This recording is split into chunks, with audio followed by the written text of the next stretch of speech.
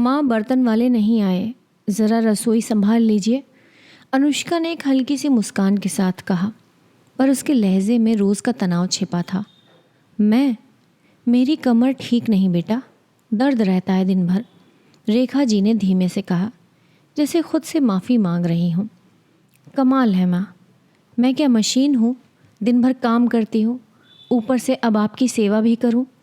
अनुष्का की आवाज़ में तंज था, प्यार नहीं। रेखा जी चुप हो गईं।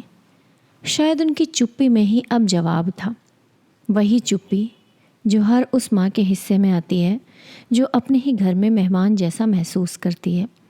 हर घर में कुछ न कुछ टूटता है, कभी बर्तन, कभी धैर्य, कभी रिश्ते, पर सबसे दर्दनाक होता है जब घर की सबसे मजबूत नींव माँ खुद को सबसे कमज़ोर महसूस करे। दिल्ली के एक फ्लैट में रहने वाली रेखा जी उम्र लगभग 60 पार, जीवन की शाम के उस दौर में थी जहाँ इंसान बस चैन चाहता है। पति के जाने के बाद बेटे अनिल और बहू प्रभा के साथ रह रही थी। बेटा एक मल्टीनेशनल कंपनी में काम करता था। घर सुबह उसके निकलने और रात उसकी वापसी के हिसाब से चलता था।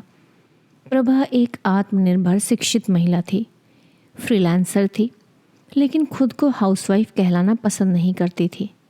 उसे लगता था घर का सारा भार उसी के कंधों पर है और उसकी झुंझलाहट रेखा जी पर निकलती थी। वही माँ जिसने इस घर को कभी ईंट ईंट जोड़कर बनाया था। रेखा जी की दुनिया सिमट गई थी। सुबह मंदिर जाना, टीवी पर पुराने धारावाहिक देखना और खाना पकाना। एक समय था जब रेखा जी के हाथों में घर की चाबी होती थी, अब बस चाय का कप थमाया जाता है। इस घर में 3 लोग रहते थे, पर उनके बीच कम्युनिकेशन का कोई पुल नहीं था। बहू समझती थी कि सास टांग अड़ाती है, सास को लगता था बहू उसका मान नहीं करती, और बेटा वो चुप था। उसकी चुप्पी सबसे बड़ा अपराध बन रही थी।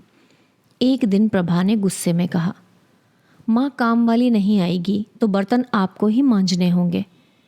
पर बेटा गठिया हो गया है, हाथ मुड़ते नहीं, रेखा जी ने डरते डरते कहा। हाँ, आराम करने में तो कुछ नहीं होता ना, प्रभा का जवाब नुकीला था। उस दिन के बाद जैसे एक अलिखित सजा शुरू हुई। रेखा जी के लिए खाना बासी, उनका कपड़ा सबसे बाद में धोया जाना और गुस्से में उनके सामान को जगह से हटाया जाना। बेटा अनिल जब घर आता माहौल को अनदेखा करता। उसे लगता था ये औरतों की लड़ाई है, पर घर की हवा अब भारी हो गई थी। एक शाम रेखा जी ने अनिल से कहा, बेटा मुझे लगता है अब मेरा यहाँ रहना ठीक नहीं। ऐसी बातें क्यों कह रही हो माँ? अनिल ने कहा, पर फिर भी उसने कुछ नहीं किया। उधर प्रभा अपनी सास को घर का बोझ समझने लगी थी। उसकी नज़र में सास सिर्फ शिकायत करने वाली महिला थी जो हर चीज़ में दखल देती थी, लेकिन सच कुछ और था। रेखा जी सिर्फ एक बात चाहती थी, थोड़ी इज्जत, थोड़ी इंसानियत। रात का सन्नाटा था। रेखा जी मंदिर के कोने में बैठी थी, आंखों से चुपचाप आंसू बह रहे थे। वही पुजारी ने देखा और कहा, माँ भगवान ने आपको माँ बनाया है, देवी की तरह, फिर ये सहना क्यों? उस वाक्य ने जैसे अंदर से कुछ झकझोर दिया। पहली बार रेखा जी को महसूस हुआ कि वो भी कुछ कह सकती हैं। अगले दिन प्रभा ने फिर कहा, माँ आप बस आराम करती रहिए, यही काम बचा है आपको। पर इस बार रेखा जी ने कहा, प्रभा तुम थकती हो, समझ सकती हो, लेकिन मैं भी थकती हूँ अपमान से। प्रभा चौंक गई। ये घर तुम चला रही हो, पर नींव मैं हूँ। मुझे मिटाओगी तो ये छत भी गिरेगी। अनिल सुन रहा था। अब की बार उसने सिर्फ सुना नहीं, महसूस भी किया।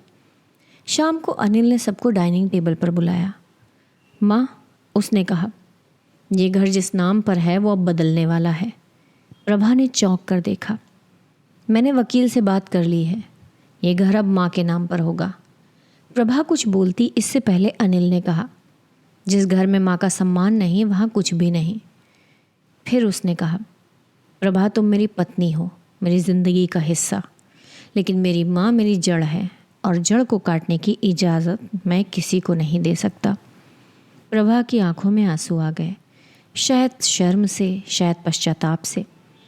पहली बार वो चुप रही और रेखा जी ने पहली बार खुद को विजेता नहीं, सुन लिया गया महसूस किया।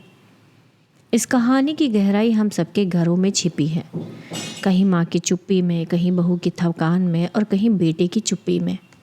दोस्तों, रिश्तों की गर्माहट इज्जत से बनती है, अधिकार से नहीं। प्रभा को समझ आया कि सास दखल नहीं देती बल्कि उसके घर की नींव होती है, और अनिल को समझ आया कि घर में न्याय सबसे पहले माँ से शुरू होता है। आपके लिए भी ये कहानी एक आईना है।